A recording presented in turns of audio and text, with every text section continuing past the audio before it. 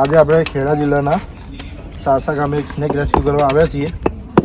સાપ જોતા ખબર પડે છે કે આ એક ઇન્ડિયન સ્પેક્ટિકલ કોબરા નાગ છે, જેને હવે આપણે રેસ્ક્યુ કરીશું અને જંગલમાં જઈ રિલીઝ કરીશું. આ એક ઈંટોમાં ઘૂસી ગયેલ સાપ છે.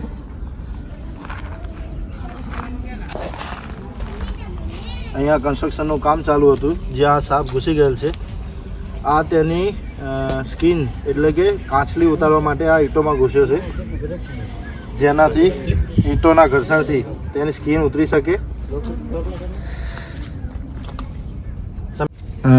સ્કિન ક્લિયર દેખાઈ રહી છે કે જે તેની કાચલી ઉતારવા તે બહાર નીકળ્યો છે સાપ. અત્યારે વરસાદની સિઝનમાં આવી રીતે અવારનવાર સાપ બહાર જોવા મળે છે.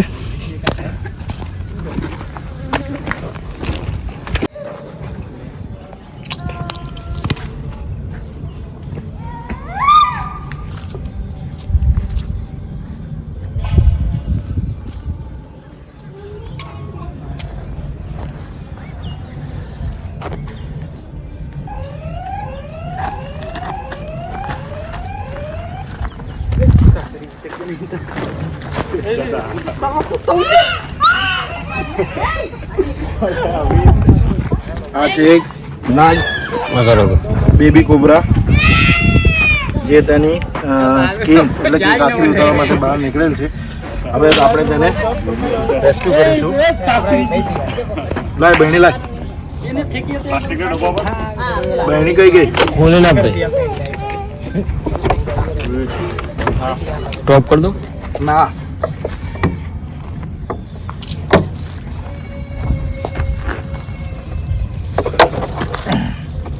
જો એની સ્કિન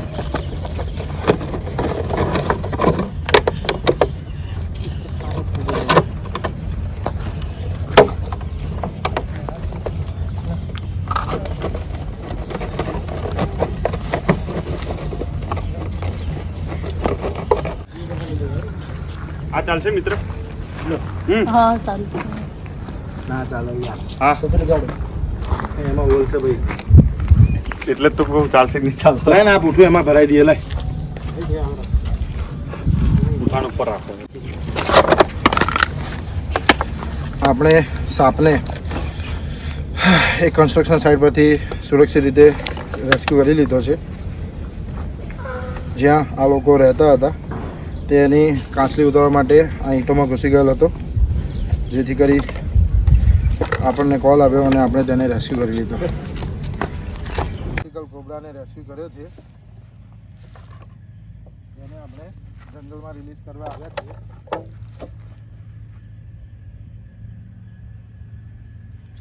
આપણે તેને રિલીઝ કરી